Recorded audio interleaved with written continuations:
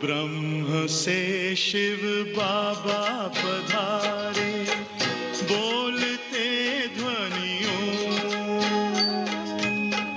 ब्रह्म से शिव बाबा पधारे, बोलते ध्वनियों। ब्रह्म मुख से मधुर वाणी, बोलते ध्वनियों। ब्रह्म से शिव बाबा पधारे, ओम ओम।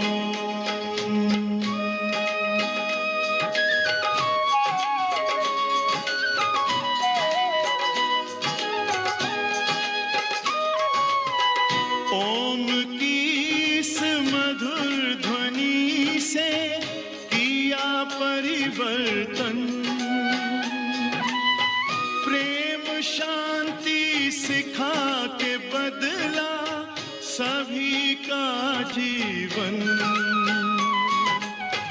आदि देव प्रजापिता श्री, बोलते ध्वनियों।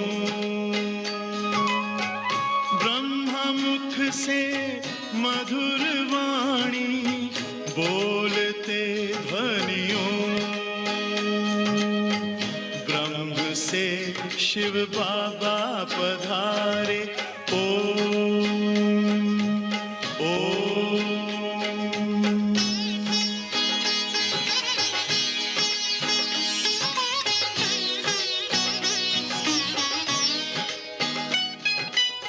सोहनी सूरत मोहनी मूरत, ज्ञान के मोती। मुख पर चंद्रमासी, चमकती ज्योति। दिव्य दर्शन दिव्य वाणी, बोलते ध्वनियों।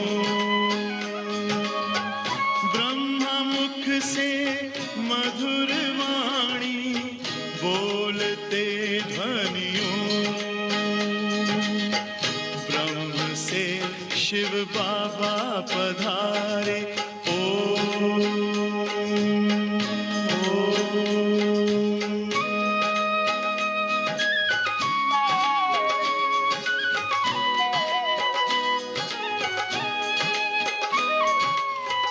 विश्व में थी पाप की जब घटा छाई,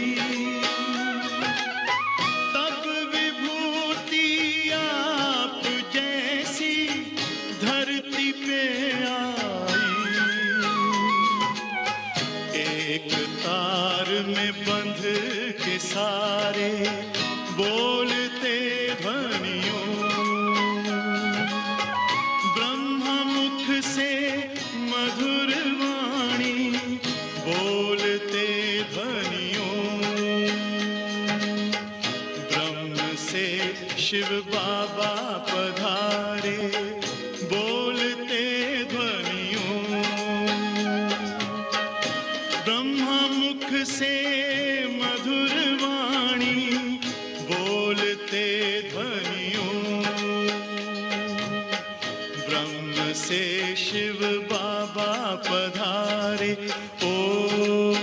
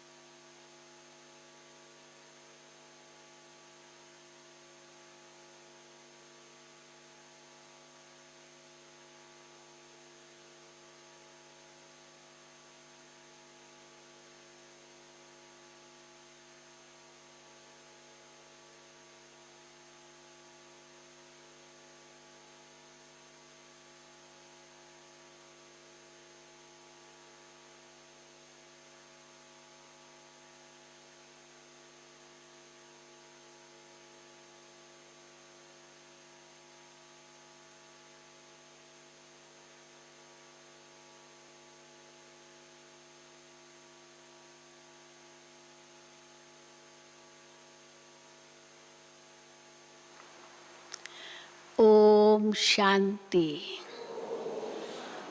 सतगुरुवार की गुड मॉर्निंग। आज सतगुरुवार भी है, तो आज से नवरात्रि भी शुरू हो रही है। हो रही ना, आज से 7 तारीख का था। कल श्राद्ध समाप्त हुए, अमावस्या थी, और आज से नव दुर्गा की पूजा होगी। देवियों की पूजा जोर शोर से होगी ज़रूर, क्योंकि भक्ति का तो पंप चारों तरफ बहुत है। केवल देश में ही नहीं है, विदेशों में भी है, जहाँ भी भारतवासी रहते हैं। लेकिन हम बच्चे समझते हैं कि ये सब है भक्ति। अब हम बच्चों को तो ज्ञान मिला है, डायरेक्ट ज्ञान सागर बाप से ज्ञान मिला है। तो आज बाबा ने कहा है कि और आपको कोई कुछ भी शास्त्रों का बताए, कुछ भी कहे, उनको कहो कि ये सब है आपकी फिलॉसॉफी। फिलॉसॉफी तो बहुत होती है दुनिया में, कई प्रकार की फिलॉसॉफी है, कई मतें हैं, जितने मुख उतनी बातें हैं, चाहे ईश्वर के बारे में, चाहे संसार के बारे में, चाहे खुद के बारे में। लेकिन सत्य ज्ञान तो केवल एक ज्ञान का सागर ही सुना सकते हैं। तो अगर कोई बहुत भक्ति की बातें करे और बातें करे, उनको बोलो, बाबा कहते डायरेक्ट उनको बोलो सीधा कि अब तो ज्ञान सागर परमात्मा स्वयं हमको ज्ञान देते हैं, इसलिए हम तो उनसे ही सुनते हैं। वो जो हमको सुनाते हैं वही सत्य ज्ञान हमें मिलता है। अब तक हमने जो भी भक्ति की, उस भक्ति से हम भगवान को ढूंढते ही रहे। भगवान कौन है पता ही नहीं चला। अब हमको भगवान ने डायरेक्ट अपनी पहचान दी है। ऐसे भी मत कहो कि भक्ति से गिरते आए, क्योंकि भक्तों को तो फील होगा ना कि ऐसे कैसे कहते गिरते आए। लेकिन हम कहेंगे कि भक्ति तो बहुत की, लेकिन परमात्मा का सत्य परिचय नहीं था। और कैसे कहते सत्य परिचय नहीं था? क्योंकि सभी जितनी भी फिलॉसॉफीज़ हैं, उनमें जो उनकी जो फाउंडेशन है, वो है ही परमात्मा सर्वव्यापी है, जिसके आधार से इतनी सारी फिलॉसॉफीज़ बन गई है। और बाबा कहते मैं तो सर्वव्यापी हूँ ही नहीं। इसलिए भक्ति और ज्ञान, इन दोनों के कॉन्ट्रास्ट को जब हम समझते हैं, तब महसूस करते हैं कि आज तक हम जो कुछ भी सुनते आए, उससे परमात्मा की पहचान नहीं मिली। अब परमात्मा कहते हैं मैं जो हूँ, जैसा हूँ, मैं अपनी पहचान खुद ही देता हूँ। मैं वेद शास्त्रों से नहीं मिलता हूँ, ये भी गीता के ही शब्द हैं। तो मेरे मिलने का रास्ता मैं खुद ही बताता हूँ, अर्थात सत्य ज्ञान मैं खुद ही देता हूँ। कैसे मुझे पहचानो, कैसे मेरे साथ योग लगाओ। तो आज की बाबा की सारी मुरली इसी पर है। तो सुनेंगे बाबा के महावाक्य। आज 7/10/2021 है। मीठे बच्चे, हियर नो इविल। एक बाप से ही सुनना है।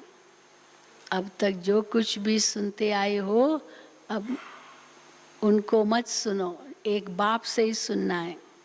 हियर नो इविल, एक बाप से ही सुनना है। गृहस्थ व्यवहार में रहते कमल फूल समान रहना है। प्रश्न है, किस खेल को यथार्थ रीति जानने वाले बच्चे कभी मूंझ नहीं सकते। भगवान ने अपनी रचना का ज्ञान हमें दिया है, इस सारे ड्रामा का राज हमें समझाया है। तो इसलिए प्रश्न है, किस खेल को यथार्थ रीति जानने वाले बच्चे कभी मूंझ नहीं सकते हैं? दुनिया में नहीं है वो यथार्थ ज्ञान, इसलिए बहुत मूंझते रहते हैं। तो उत्तर है दुख और सुख का खेल, भक्ति और ज्ञान का खेल, ये खेल है। अब ये जो खेल चलता है दुख सुख का, भक्ति ज्ञान का, इसको यथार्थ रीति जानने वाले कभी मूंझते नहीं। दुनिया में कैसे मूंझते हैं? कह देंगे भगवान ही दुख देता है, भगवान ही सुख देता है, ये जो कुछ कर रहे हैं भक्ति में ये भगवान से मिलने के रास्ते हैं। तो इसलिए बाबा कहते हैं फिर मिला क्यों नहीं अभी तक? तो इसलिए कई प्रश्न मन में उठते हैं, तो मूंझते हैं लोग। तो बाबा कहते हैं दुख और सुख, भक्ति और ज्ञान का जो खेल चलता है, इसको यथार्थ रीति जानने वाले कभी मूंझते नहीं। तुम जानते हो भगवान किसी को भी दुख नहीं देता, वो है दुख हरता सुख करता।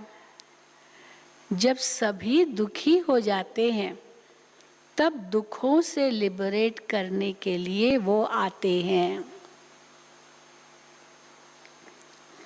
ये खेल है, इसलिए बाबा कहते हैं तुमने इस खेल को समझा है तो तुम कभी मूंझेंगे नहीं। गीत है, ये कौन आज आया सवेरे सवेरे। ओम शांति। बच्चों ने क्या सुना?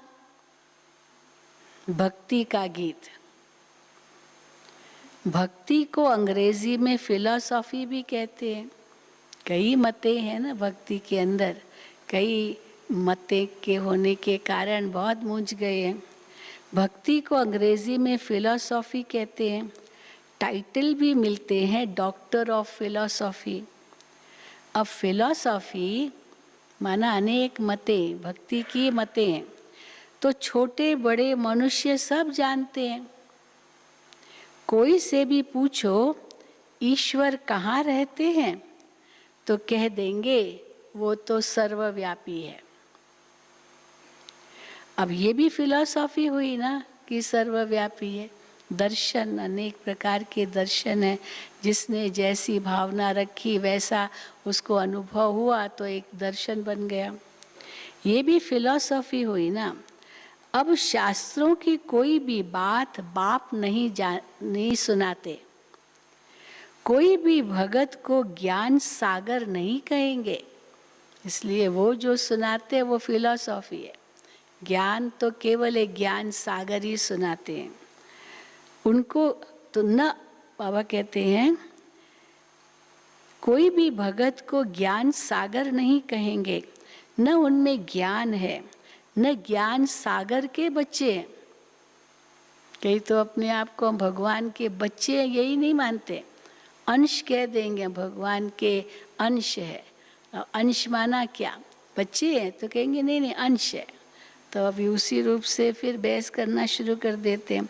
न वो ज्ञान सागर के बच्चे हैं, ज्ञान सागर के बच्चे बने तब शिव बाबा को पिता कहे। ज्ञान सागर बाप को कोई जानते ही नहीं है, न अपने को बच्चा समझते हैं। वो पिता है हमारा ये भी कहीं नहीं समझते हैं, बहुत बहस करते हैं। एक आया था व्यक्ति, हमने कहा वो हमारा पिता है ना, परम पिता कहते हैं। नहीं नहीं नहीं, वो तो मालिक है, मालिक है, मालिक है, बस मालिक। अच्छा मालिक भी है तो भी पिता है ना जो मालिक है। नहीं नहीं नहीं, पिता शब्द नहीं चाहिए, मालिक। तो बाबा कहते हैं ऐसे भी हैं समझने वाले, न अपने को बच्चा समझते हैं। वो सब भक्ति करते हैं भगवान से मिलने के लिए, परंतु भगवान को जानते ही नहीं, तो भक्ति से क्या फायदा होगा। बहुतों को ये टाइटल मिलता होगा डॉक्टर ऑफ फिलॉसफी, तो उन्हों की बुद्धि में तो एक ही बात है कि परमात्मा सर्वव्यापी है। उसको फिलॉसफी समझते हैं, इससे ही गिरते आए हैं। खास जो अद्वैत फिलॉसफी है उसको तो इतना मानते हैं, आदि शंकराचार्य का सब अद्वैत है, सब एक ही एक है। तो बाबा कहते हैं इससे ही गिरते आए हैं। इसको कहा जाता है धर्म ग्लानि। हम कोई भी मनुष्यों से शास्त्रों का कुछ वाद विवाद नहीं कर सकते हैं। हम कोई मनुष्य से पढ़े हुए नहीं हैं, और सब मनुष्य तो मनुष्य द्वारा पढ़े हुए होते हैं। वेद शास्त्र आदि सब मनुष्य से ही पढ़ते हैं, बनाए भी मनुष्यों ने ही हैं। तुमको तो ये ज्ञान सुनाने वाला है एक ही रूहानी बाप। वो एक ही बार आकर के समझाते हैं। अब हमको कोई भी मनुष्य से कुछ भी सीखना नहीं है। जो जिसको सबसे ऊंचे से ऊंचा टीचर मिल जाए उनसे वो सीख रहा है, तो फिर औरों से क्यों सीखेगा। हमको अब और कोई मनुष्य से कुछ भी सीखना नहीं है। तुमको अब स्पिरिचुअल बाप से ही सुनना है। सुनने वाले हैं रूहानी बच्चे, आत्माएं। वो सब मनुष्य को सुनाते हैं। ये है रूहानी बाप का ज्ञान, वो है मनुष्यों का ज्ञान। ये बाबा भी, ब्रह्मा बाबा भी मनुष्य है ना, ये नहीं सुना रहा है, वो ज्ञान का सागर सुना रहा है इनके द्वारा। ये बाबा भी तो मनुष्य है ना, तो बोलो। कोई आपको कहे ना आपको तो ये सुनाता है, तो उनको बोलो रूहानी बाप इस द्वारा सुनाते हैं, ये नहीं सुना रहा है। रूहानी बाप इस द्वारा सुनाते हैं। हम रूह सुनते हैं, हम रूह फिर शरीर द्वारा औरों को सुनाते हैं। ये है रूहानी ज्ञान। बाकी सब है जिस्मानी, चाहे भक्ति भी है ना, वो भी जिस्मानी। तो इसलिए बाबा कहते हैं बाकी सब है जिस्मानी। भक्ति में जिस्म की पूजा करते हैं, शरीर जिस्म माना शरीर की पूजा करते हैं।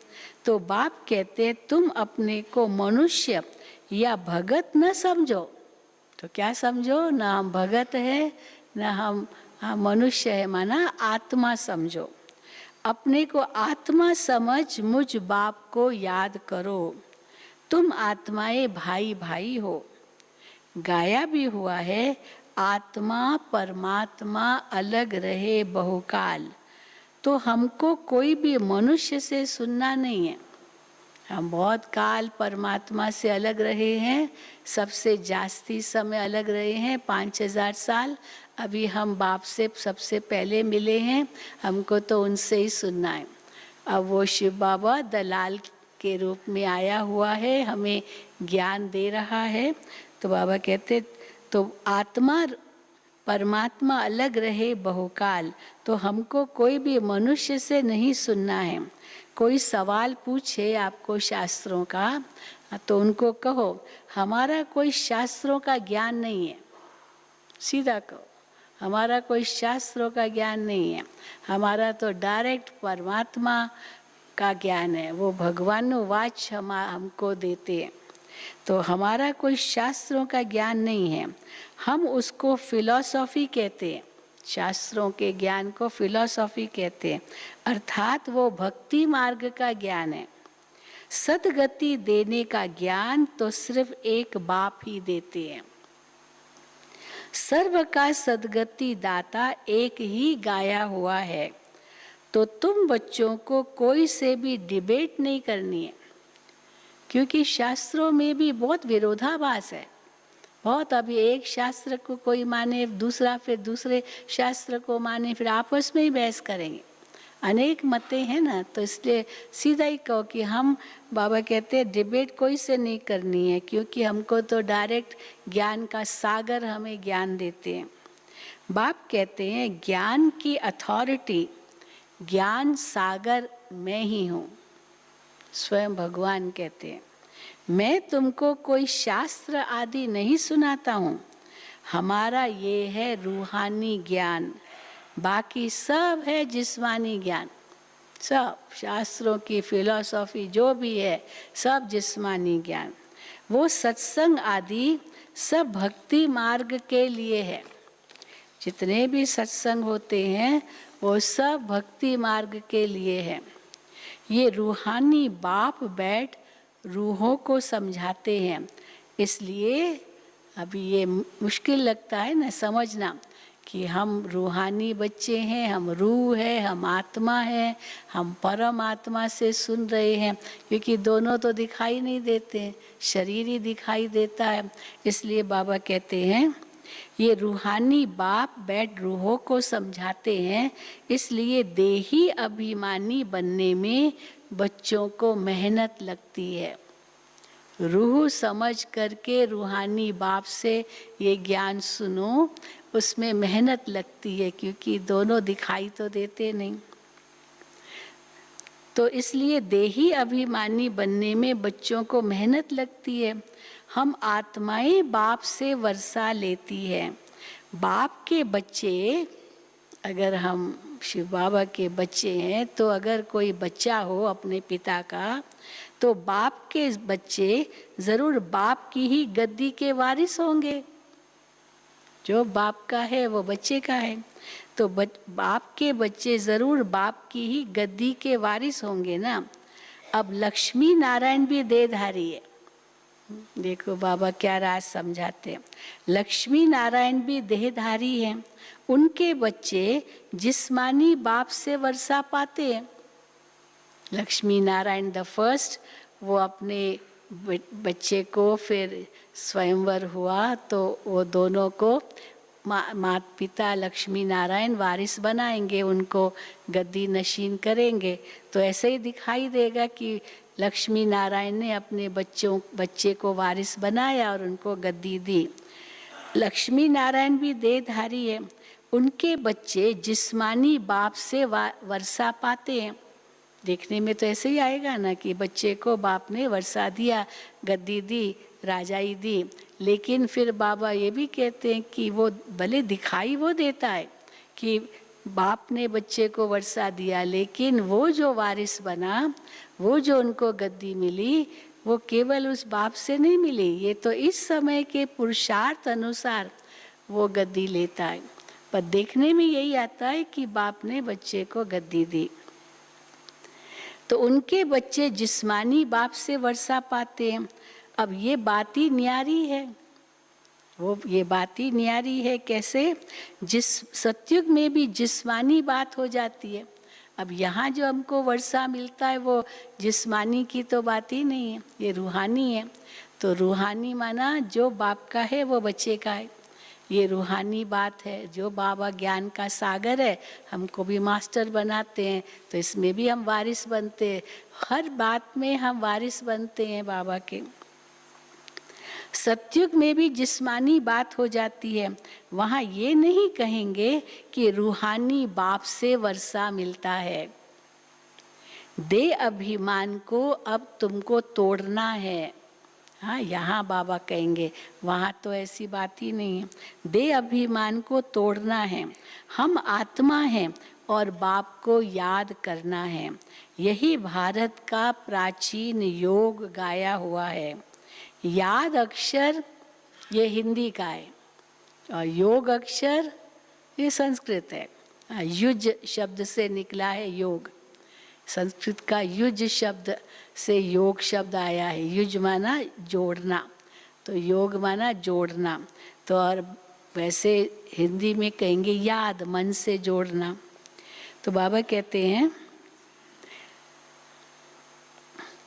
तो ये हाँ, यही भारत का प्राचीन योग गाया हुआ है। हम आत्मा हैं और बाप को याद करना है। तो याद अक्षर हिंदी का है। तो ये नॉलेज तुमको अभी कौन देते हैं? ये कोई मनुष्य नहीं जानते। जन्म जन्मांतर मनुष्य मनुष्य से बात करते आए हैं। अभी रूहानी बाप रूहानी बच्चों से बात करते हैं। ये नई बात है। अब तक तो जिस्मानी ही जिस्मानी से बात करते आए, आत्मा समझकर थोड़ी आत्मा से बात करते, न परमात्मा आत्मा से बात करता है भक्ति में या दुनिया में। लेकिन अभी रूहानी बाप रूहानी बच्चों से बात करते हैं, रूह सुनाते हैं, रूह सुनाते हैं। कौन सुनाते हैं? रूह। वो शिव बाबा भी वो परम रूह है, वो रूह रूहों को सुनाते हैं। इसलिए इसको रूहानी स्पिरिचुअल नॉलेज कहा जाता है। रूहानी को, स्पिरिचुअल नॉलेज को। गीता को भी वो स्पिरिचुअल नॉलेज समझते हैं। अभी गीता को तो समझते, उसमें तो है, ज्ञान है, परंतु बाबा कहते उसमें कृष्ण का नाम फिर देहधारी का डाल दिया है, इसलिए वो सारी बात जैसे मूंझ गई है कि आखिर भगवान कौन। परंतु उसमें नाम कृष्ण देहधारी का डाल दिया है। तो बाप कहते हैं कि कोई भी मनुष्य में ये नॉलेज हो नहीं सकती। कभी भी कोई तुमसे डिबेट करे तो बोलो ये है तुम्हारा भक्ति का ज्ञान। तुम जो कुछ भी कहते हो ये तुम्हारा भक्ति का ज्ञान है, मनुष्यों के बनाए हुए शास्त्रों का ज्ञान। सत्य ज्ञान तो एक ज्ञान सागर बाप के पास ही है, वही खुद नॉलेज दे रहे हैं। उन्हें सुप्रीम बाप कहा जाता है। पूजा भी उस निराकार की होती है। अगर और निराकारियों की पूजा होती है, और निराकारी कौन है? आत्माएं। आत्माओं की भी पूजा होती है। अगर और निराकारियों की पूजा होती है तो वो जो निराकारी है जिनकी पूजा होती है वो भी उनके बच्चे ही है। बाप तो एक ही निराकार है, बाकी निराकारियों की भी पूजा होती है, आत्माओं की भी पूजा होती है, शालिग्रामों की भी पूजा होती है, पर वो तो बच्चे हो गए, बाप तो एक ही है। तो बाबा कहते हैं अगर और निराकारियों की पूजा होती है तो वो भी उनके बच्चे ही हैं। मिट्टी का शालिग्राम बनाकर पूजा करते हैं, रुद्र यज्ञ रचते हैं। तुम जानते हो वो परम पिता परमात्मा निराकारी दुनिया में रहते हैं, हम आत्माएं भी वहाँ रहती है।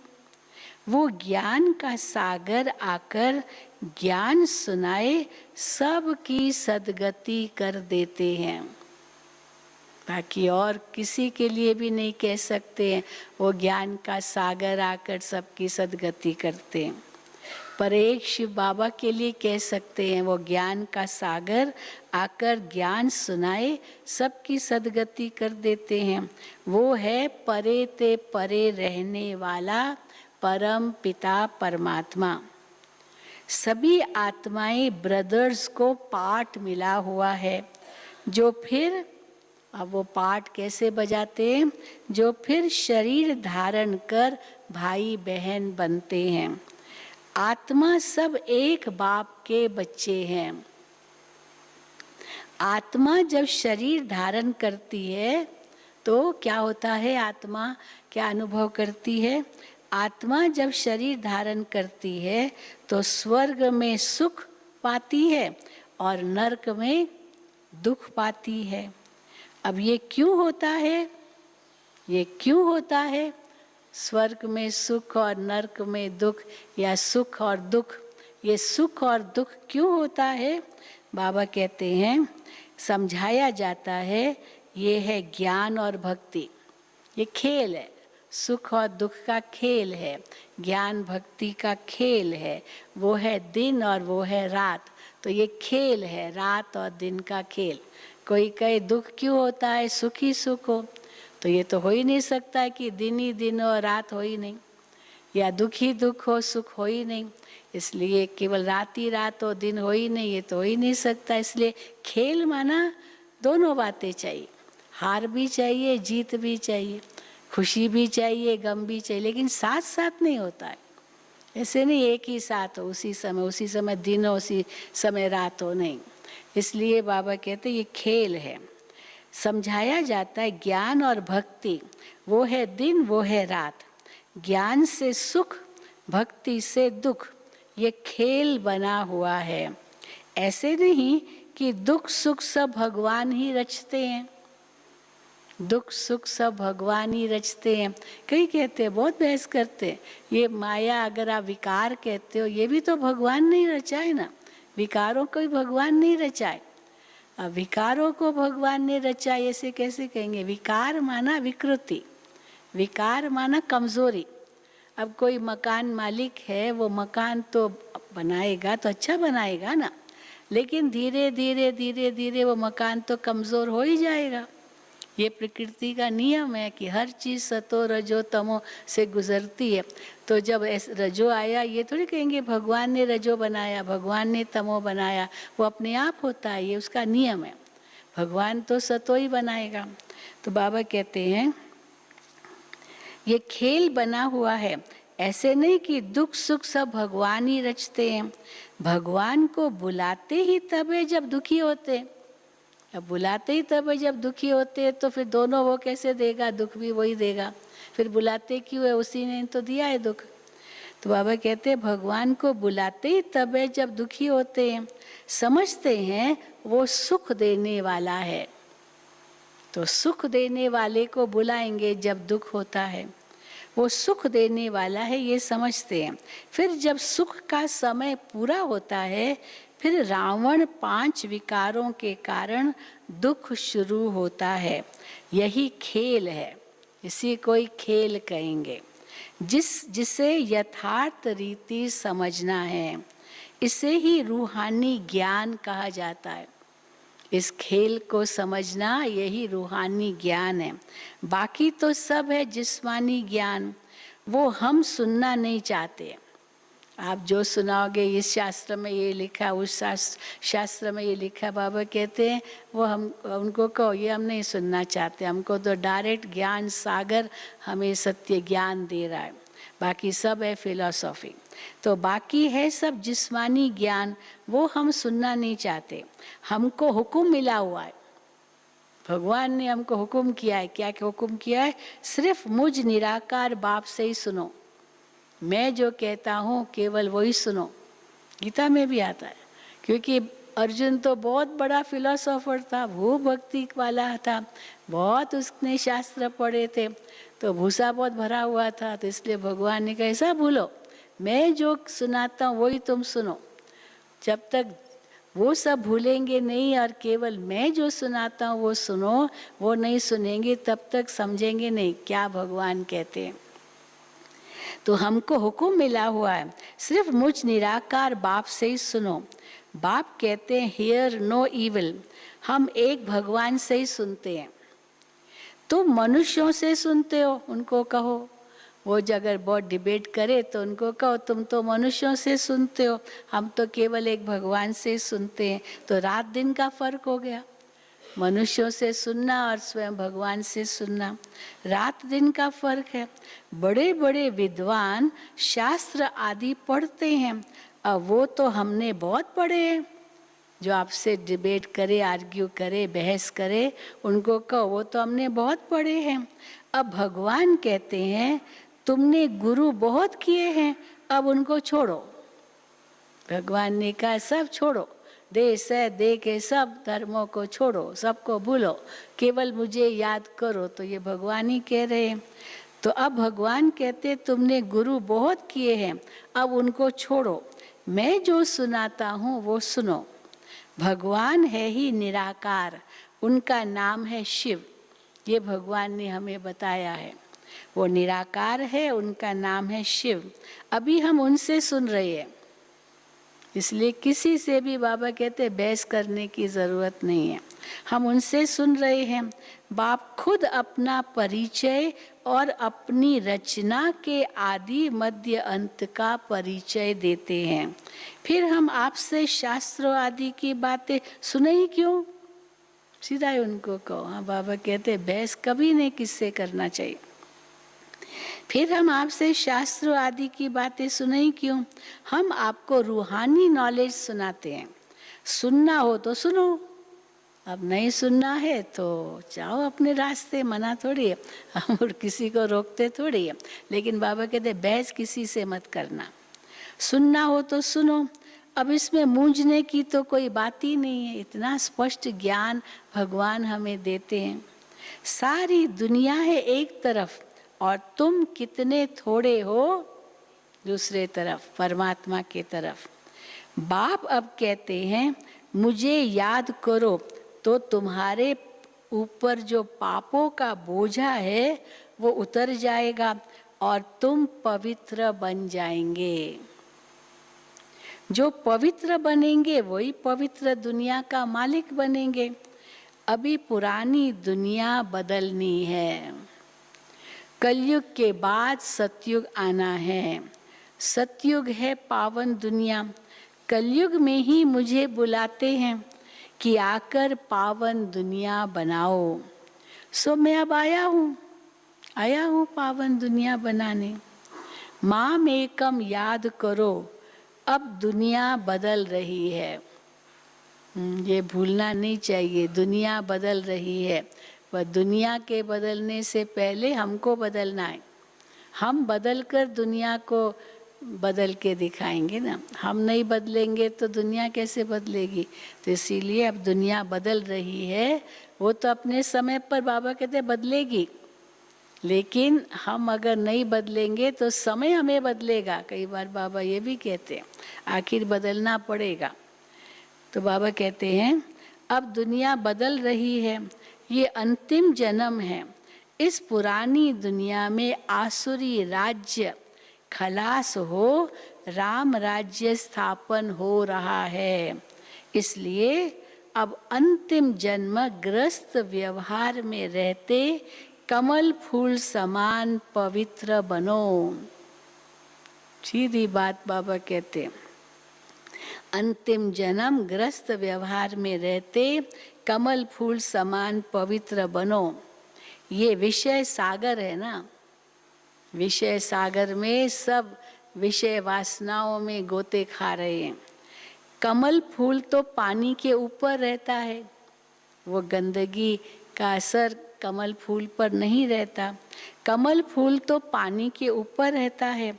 तो अब तुम ग्रस्त व्यवहार में रहते कमल फूल के समान पवित्र बनो। तुम बच्चे जानते हो हम राजाई स्थापन कर रहे हैं। नशा चढ़ना चाहिए। हम राजाई स्थापन कर रहे हैं। अभी सारी दुनिया बदलनी है। वो धर्म स्थापक तो सिर्फ अपना अपना धर्म स्थापन करते हैं, कोई दुनिया को आकर के नहीं बदलते हैं। लेकिन हम तो बाबा कहते हैं सारी दुनिया को बदल रहे हैं। वो धर्म स्थापक तो सिर्फ अपना अपना धर्म स्थापन करते हैं। पहले वो पावन होते हैं, फिर बाबा कहते हैं वो भी पतित बन जाती है वो आत्माएं। धर्म पिताओं की भी आत्माएं अभी कहाँ हैं? बाबा कहते हैं पतित रूप में ही है। अपने किसी ने अपने धर्म की पालना कर रही है। अभी वो रूप पावन तो होगा ही नहीं जो जिस समय वो धर्म पिता के रूप में आई थी वो आत्मा। तो बाबा कहते हैं वो धर्म स्थापक सिर्फ अपना अपना धर्म स्थापन करते हैं। पहले वो पावन होते हैं, फिर वो भी पतित बनते हैं। सतगुरु तो एक ही सदगति दाता है। मनुष्य गुरु करते हैं, मनुष्य गुरु करते ही तब है। कब करते हैं गुरु? जब सतगति में जाना चाहते हैं। दुर्गति में आ गए तब गुरु करते हैं, ताकि गुरु उनको सदगति देगा। जब है ही आत्मा सदगति में तो उसको गुरु करने की कोई दरकार नहीं है। मनुष्य गुरु करते ही तब हैं जब सदगति में जाना चाहते हैं। जब पाप बहुत होते हैं तब रूहानी बाप आकर के ज्ञान सुनाते हैं। कब आकर के रूहानी बाप ज्ञान सुनाते हैं? जब बहुत पाप होते हैं दुनिया में। जब पाप बहुत होते हैं तब रूहानी बाप ज्ञान सुनाते हैं। भक्ति का फल ज्ञान तुमको भगवान से मिलता है। भगवान कोई भक्ति नहीं सिखलाएंगे। अब भक्ति का फल भगवान ज्ञान देंगे तो भगवान थोड़ी भक्ति सिखलाएंगे। भक्ति तो करते आए हैं, वो तो मनुष्यों ने सिखलाई। इसलिए बाबा कहते हैं भगवान कोई भक्ति नहीं सिखलाते हैं, वो तो ज्ञान देते हैं। कहते हैं, हाँ, ज्ञान का सार क्या है? सारे ज्ञान का सार बाबा कहते हैं माम एकम याद करो, बस मुझे याद करो, ये सारे ज्ञान का सार है। कहते हैं माम एकम याद करो तो तुम्हारे विकर्म विनाश होंगे और कोई पावन बनने का रास्ता ही नहीं है। नई दुनिया में सब स्वर्गवासी थे, अब पुरानी दुनिया में सब नरकवासी हैं। इसलिए बाप कहते हैं कि मैं सबका उद्धार करने आता हूँ, मैं ही आकर रूहानी ज्ञान देता हूँ। बाप अपना परिचय दे रहे हैं, मैं तुम्हारा बाप हूँ। देखो भगवान खुद कह रहे हैं, अपना परिचय देने में क्या कहते हैं, मैं तुम्हारा बाप हूँ। अभी ये है नरक, नई दुनिया को स्वर्ग कहा जाता है। ऐसे कैसे कहेंगे कि यहाँ ही स्वर्ग नरक है? ये भी अपनी कई फिलोसॉफीज में ये भी कहते यही अभी स्वर्ग अभी नरक है। बाबा कहते ऐसे कैसे कहेंगे अभी स्वर्ग अभी नरक है, यहाँ इस समय दोनों एक साथ है। अब यहाँ ही स्वर्ग नरक है, फिर क्या कहते हैं जिसको बहुत धन है वो स्वर्ग में है। स्वर्ग तो होता ही नहीं दुनिया में। अब किसी एक को धन है दूसरे को धन नहीं है तो क्या वो नरक में है? फिर अच्छा चलो तुम स्वर्ग में हो, भले धन तुम्हारे पास बहुत है लेकिन तन रोगी है, तो स्वर्ग में तन रोगी होता है क्या? चलो तन भी ठीक होगा पर मन कितना अशांत है, तो मन अशांत होता है क्या स्वर्ग में? फिर संबंधों में कितनी अनबन है यार, जितने धनवान उतना संबंधों में अनबन, क्योंकि धन पर ही झगड़ा होता है, सारा धन पर ही झगड़ा है। तो कहाँ वो स्वर्ग हुआ? स्वर्ग में से झगड़े होते हैं क्या धन पर? तो बाबा कहते हैं तो स्वर्ग नरक यहाँ कहते हैं ऐसे कैसे होगा? जिसको बहुत धन है वो स्वर्ग में है। स्वर्ग तो होता ही है नई दुनिया में, यहाँ स्वर्ग कहाँ से आया? इसलिए हम कोई मनुष्यों की बात सुनते नहीं, हम तो केवल भगवान जो सुनाते हैं वही सुनते हैं। बाप कहते हैं तुमको तमो प्रधान से सतो प्रधान बनना है तो माम एकम याद करो, यही ज्ञान का सार है। सारा दिन बुद्धि में ये नॉलेज रहना चाहिए। अच्छा, मुरली के बाद फिर मम्मा की भी मुरली है। अच्छा, मीठे मीठे सिकिल दे बच्चों प्रति माता पिता बाप दादा का याद प्यार और गुड मॉर्निंग। रूहानी बाप की रूहानी बच्चों को नमस्ते। हम रूहानी बच्चों की रूहानी बाप दादा को याद प्यार गुड मॉर्निंग और नमस्ते। धारणा के लिए मुख्य सार, एक बाप से ही रूहानी बातें सुननी है, किसी भी दूसरी बातों का वाद विवाद नहीं करना है।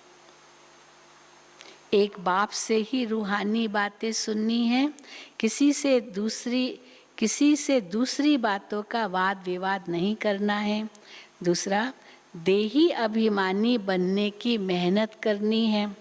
सतो प्रधान बनने के लिए एक बाप को ही याद करना है।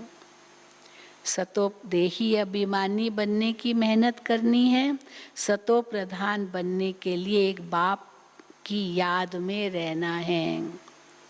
वरदान, बाप के हाथ और साथ की स्मृति से, बाप के हाथ और साथ की स्मृति से मुश्किल को सहज बनाने वाले बेफिक्र व निश्चिंत भव।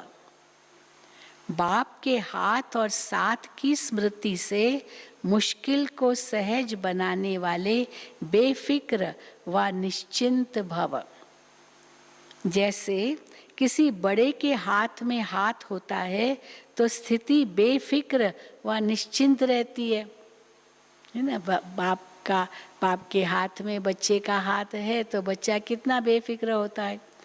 जैसे किसी बड़े के हाथ में हाथ होता है तो स्थिति बेफिक्र व निश्चिंत रहती है। ऐसे हर कर्म में यही समझना चाहिए कि बाप दादा मेरे साथ ही हैं और हमारे इस अलौकिक जीवन का हाथ उनके हाथ में है।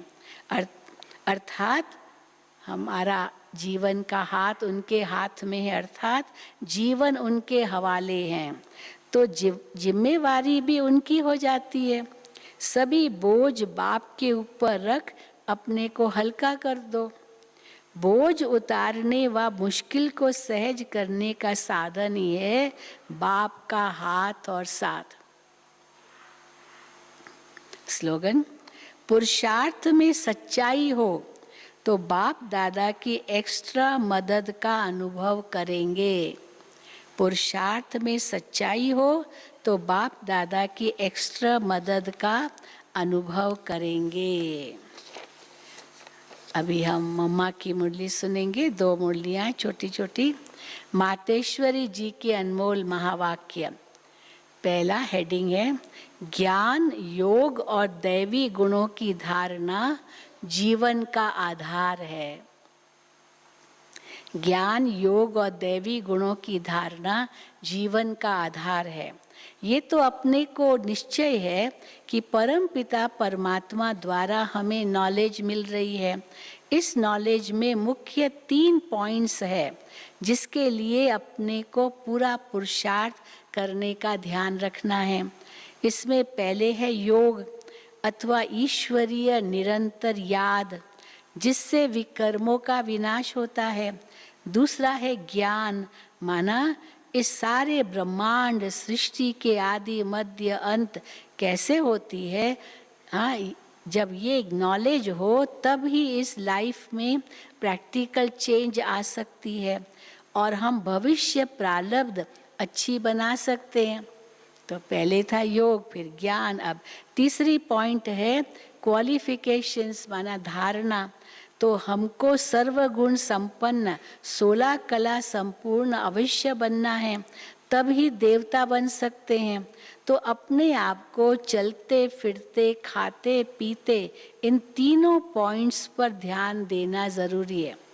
ज्ञान, योग, धारणा, इन तीनों पॉइंट्स पर ध्यान देना जरूरी है, चलते फिरते खाते पीते। इस एक ही जन्म में ज्ञान बल, योग बल और दैवी गुणों की धारणा की जाती है। तीनों का आपस में कनेक्शन है। ज्ञान का योग से, योग का धारणा से, धारणा का ज्ञान से, हाँ, योग का धारणा से। तो इसलिए बाबा कहते हैं तीनों का आपस में कनेक्शन है। ज्ञान बिगर योग नहीं लग सकता और योग बिगर दैवी गुणों की धारणा नहीं होती। इन तीनों पॉइंट्स पर सारा जीवन का आधार है। तब ही विकर्मों का खाता खलास हो, अच्छे कर्म बनते हैं। इसे ही ईश्वरीय जीवन कहा जाता है। दूसरी मुरली का सार है, भारत का प्राचीन योग परमात्मा द्वारा सिखाया हुआ है। भारत का प्राचीन योग परमात्मा द्वारा सिखाया हुआ है। अपना यह ईश्वरीय योग भारत में प्राचीन योग के नाम से मशहूर है। इस योग को अविनाशी योग क्यों कहते हैं? इस योग को अविनाशी योग क्यों कहते हैं? क्योंकि अविनाशी परम पिता परमात्मा द्वारा सिखाया गया है। भल योग और मनुष्य आत्माएं भी सिखाती है, इसलिए योगाश्रम वगैरह खोलते रहते हैं, परंतु वो प्राचीन योग सिखला नहीं सकते। वो तो हठ योग ही सिखाते हैं, कई प्रकार के आसन आदि वही सिखाते हैं। जो प्राचीन योग है वो तो भगवान ने सिखाया। कहीं भी गीता के अंदर आसनों की ये सब कुछ बातें ही नहीं है। जो भी हठ योग सिखाते हैं वो गीता में थोड़ी आता है। भले कर्म योग, भक्ति योग, ज्ञान योग आदि आदि शब्द है, लेकिन कहीं भी हठ योग का तो वर्णन ही नहीं है। कोई आसनों का या कोई प्राणायाम का उस रूप से तो वर्णन ही नहीं है। तो बाबा कहते हैं परंतु वो प्राचीन योग तो सिखला नहीं सकते। अगर ऐसा योग होता तो फिर वो बल कहाँ? समझो वही योग होता तो जो बल चाहिए आत्मा को, वो बल कहाँ है? भारत तो दिन प्रतिदिन निर्बल होता जाता है। इससे सिद्ध है कि वो योग अविनाशी योग नहीं है। जिसके साथ योग लगाना है वो खुद ही सिखला सकता है, बाकी औरों से तो योग लगाना ही नहीं है, देहधारियों से तो योग लगाना ही नहीं है, तो फिर सिखलाएंगे कैसे? अगर सिखलाए देहधारी तो उनसे योग लग जाए, जो सिखलाता है उनसे योग लगाना होता है। अगर औरों से योग लगाना ही नहीं है तो फिर सिखलाएंगे वो कैसे? ये तो स्वयं परमात्मा ही कार्य कर सकता है, वही हमें पूरा भेद बता सकता है। बाकी तो सब तरफ कहते रहते हैं हम योग सिखलाएंगे। ये तो हम जानते हैं कि सच्चा योग तो खुद परमात्मा ही सिखलाए। सूर्यवंशी चंद्रवंशी घराना व दैवी राज्य स्थापन करते हैं। मैं इस राजयोग द्वारा तुमको राजाओं का राजा बनाता हूँ, ये भगवानुवाच है। तो इसीलिए बाबा कहते, मम्मा कहती है, तो ये तो हम जानते हैं कि सच्चा योग तो खुद परमात्मा ही सिखलाए। सूर्यवंशी चंद्रवंशी घराना व दैवी राज्य स्थापन करते हैं। अब वो प्राचीन योग परमात्मा आकर कल्प कल्प हमें सिखलाते हैं। कहते हैं, क्या कहते हैं परमात्मा? हे आत्मा, मुझ परमात्मा के साथ निरंतर योग लगाओ तो तुम्हारे पाप नष्ट हो जाएंगे। तो मुझे याद कर तो मैं तुम्हारे सर्व पापों से तुझे मुक्त कर दूंगा। अब ये सब शब्द गीता में है, लेकिन लोग कहाँ समझते हैं। तो पाप नष्ट हो जाएंगे। अच्छा, ओम शांति, ओम शांति, ओम शांति। अभी बाबा को भोग लगेगा, हम सभी बैठे रहेंगे। शशि बहन अभी आएंगे और भोग के बाद तो सभी को अमृत मिलेगा टोली डिपार्टमेंट के यहाँ। ओम शांति।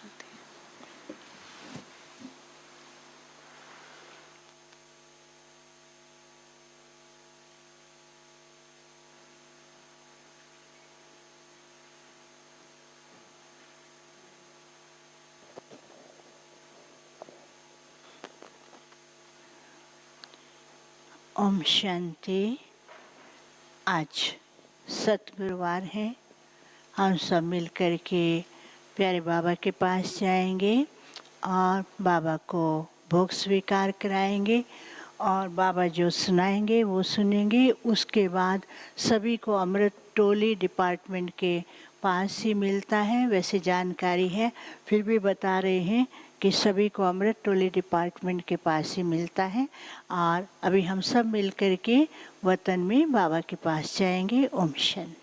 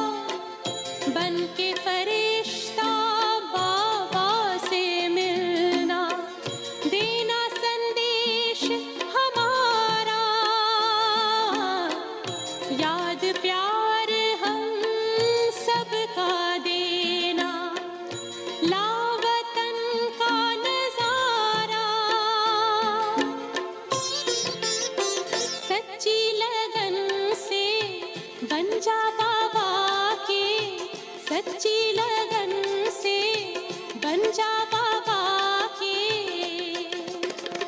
तू गले को हार, उड़ जा प्यारे वतन में, नीले अंबर के उस पार, हो नीले अंबर के उस पार। पंछी रे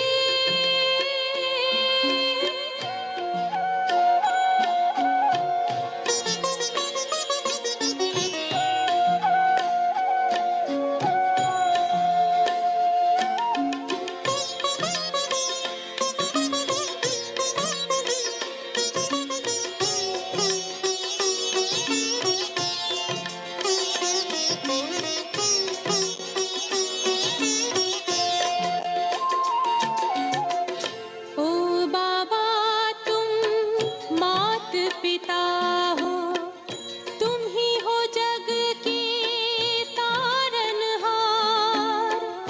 ओ बाबा तुम मात पिता हो, तुम ही हो जग के तारनहार। दुख हरता तुम सुख करता हो, गुणों के भंडार। हम सब बच्चे गाते हैं तेरी, हम सब बच्चे गाते हैं तेरी महिमा अपरंपार। उड़ जा प्यारे वतन में, नीले अंबर के उस पार, नीले अंबर के उस पार। पंछी रे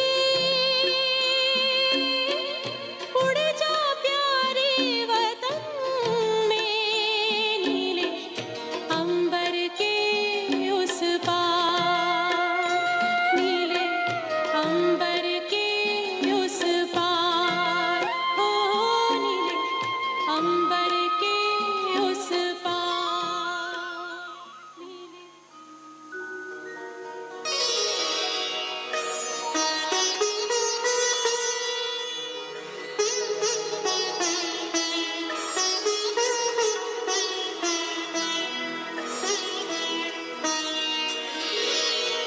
तेरी याद का अमृत पीते हैं, तेरी याद का अमृत पीते हैं, तेरी याद में जीते हैं बाबा, तेरी याद में जीते हैं बाबा, तेरी याद का अमृत पीते हैं, तेरी याद का अमृत पीते हैं। रहे याद सदा ही साथ तेरी, रहे याद सदा ही साथ तेरी। बस और न हम कुछ चाहेंगे, बस और न हम कुछ चाहेंगे, तेरी याद का अमृत पीते हैं, तेरी याद का अमृत पीते हैं।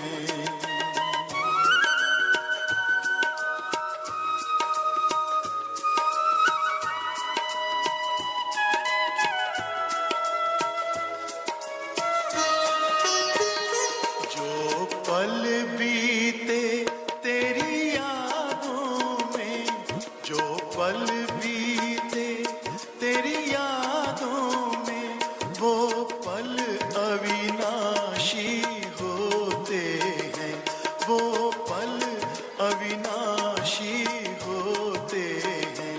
हर पल को सफल बना देंगे, हर पल को सफल बना देंगे, तेरी याद कभी ना छोड़ेंगे, तेरी याद कभी ना छोड़ेंगे।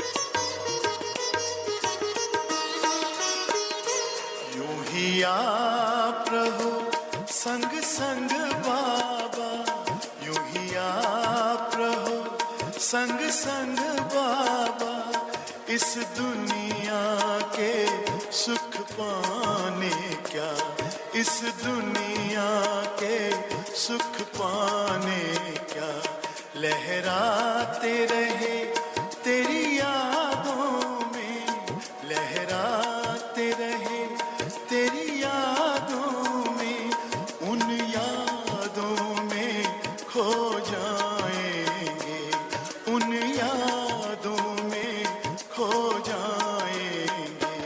तेरी याद का अमृत पीते हैं, तेरी याद का अमृत पीते हैं, तेरी याद में जीते हैं बाबा, तेरी याद में जीते हैं बाबा, तेरी याद का अमृत पीते हैं, तेरी याद का अमृत पीते हैं।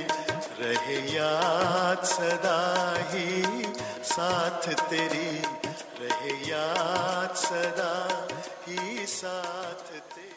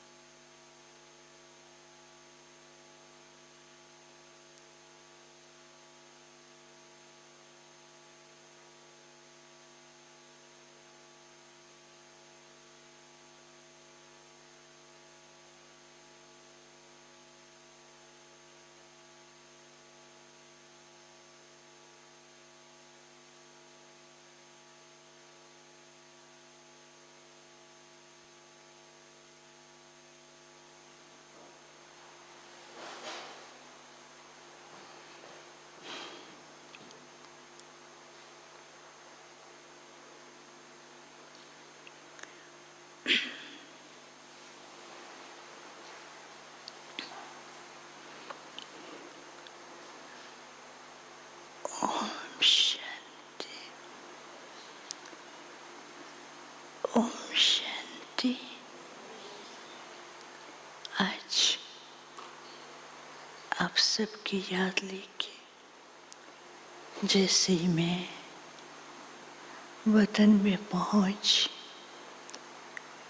तो वतन में पहुंचते ही क्या देखती हूँ कि मैं खुद ही पहाड़ों के बीच में से उड़ती जा रही हूँ और मेरे को कोई हाथ पकड़ करके जैसे कोई विमान में बिठा करके ऊपर की ओर ले जा रहा है।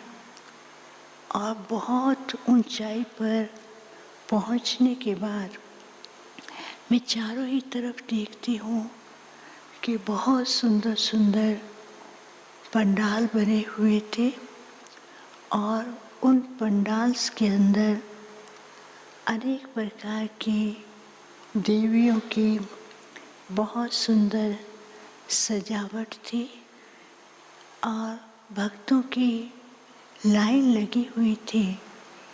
लेकिन कुछ भगत बहुत दूरी से चले आ रहे हैं और किसके हाथ में बहुत से इस प्रकार के कुछ अर्पण करने के लिए उनके हाथ में थे।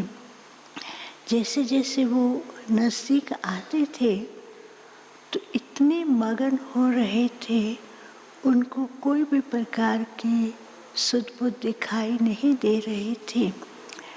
तो कुछ सेकंड के बाद बाबा दूर से आते हुए दिखाई दिया। बाबा ने कहा, बच्ची क्या देख रही हो?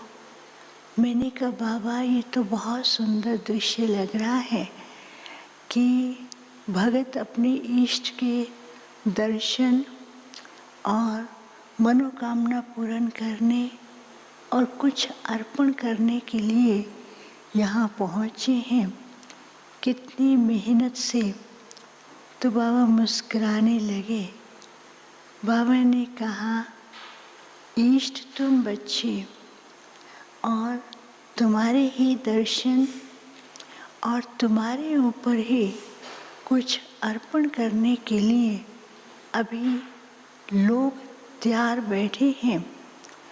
तो इतने में क्या देखती हूँ, बाबा के बहुत सारे बच्चे दिखाई दिए, और बाबा के बच्चे बाहर दिखाई दिए तो कोई तो ऐसे एंजल की तरह से उड़ते हुए दिखाई दे रहे थे, कोई ऐसे संपन्न रूप में दिखाई दे रहे थे, कोई ऐसे थे जो स्पीड में दौड़ रहे हैं, लेकिन उनको लगता है कि कोई बैकबोन हमारे को हो जो हमारी स्पीड और तेज हो सके।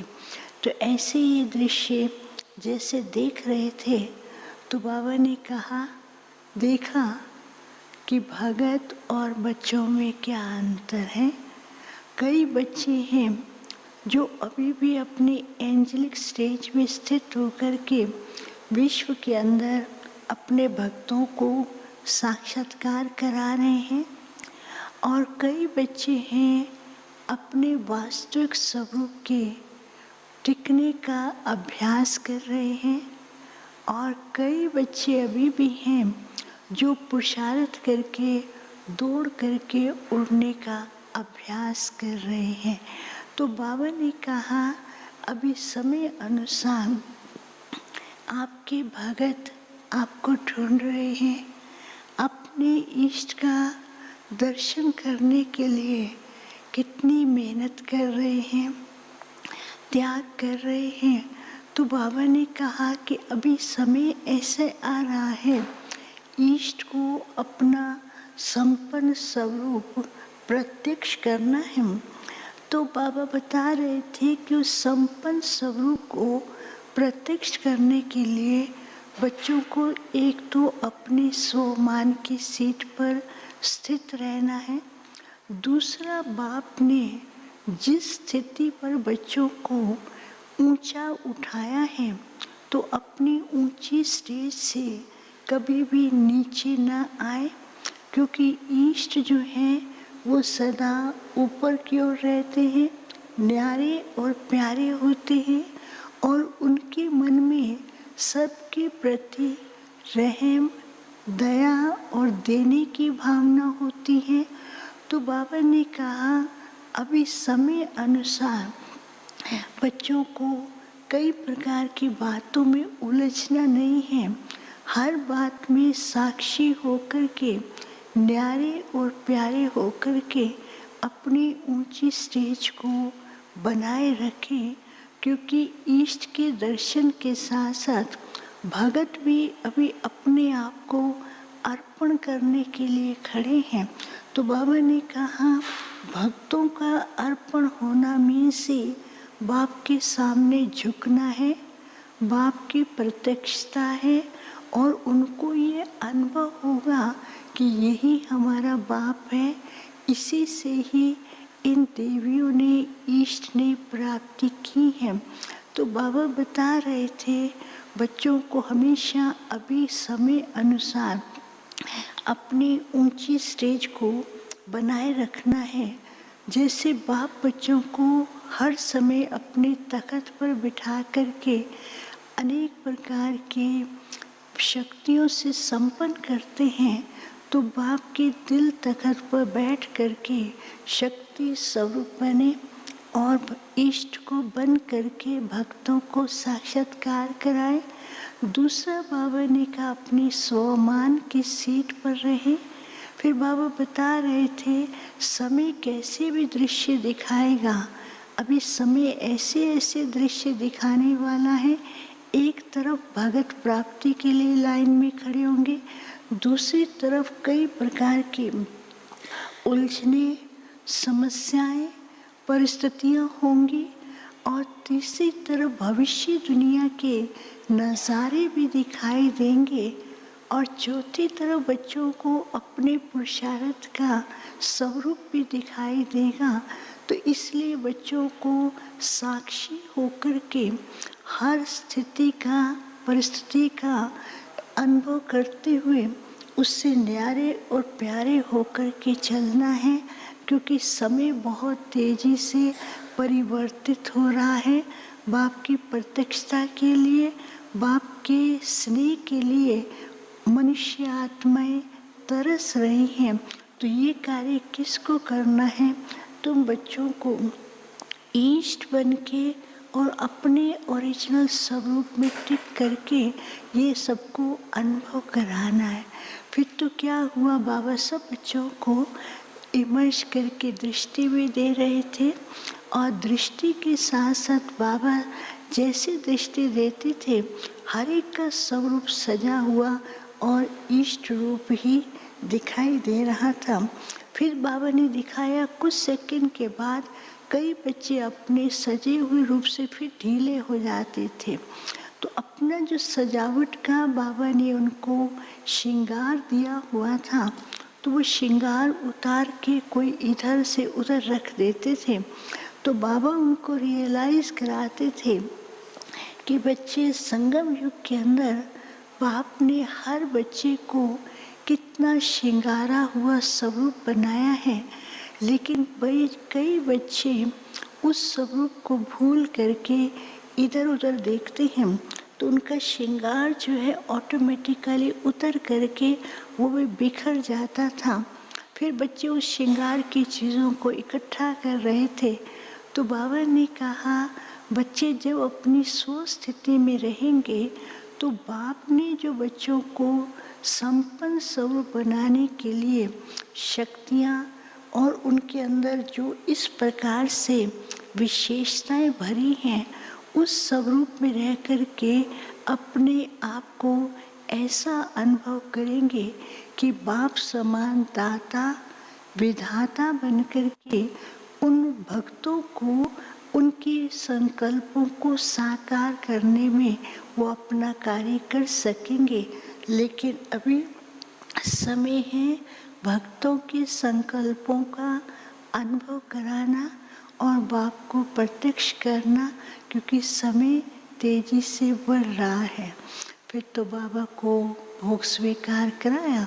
फिर आज बाबा फिर सब बच्चों को इमर्श करके भोग के समय दृष्टि देते हुए खुद भी स्वीकार करा रहे थे। बाबा ने कहा, ये होमनहार देवताएं हैं, होमनहार मनोकामनाएं पूर्ण करने वाले इष्ट हैं। तो आज बाप भी इन बच्चों को बहुत प्यार से, स्नेह से उनको भोग स्वीकार करा रहे थे। फिर बाबा ने सबको याद दिया और मैं वापस आ गई। ओम शांति।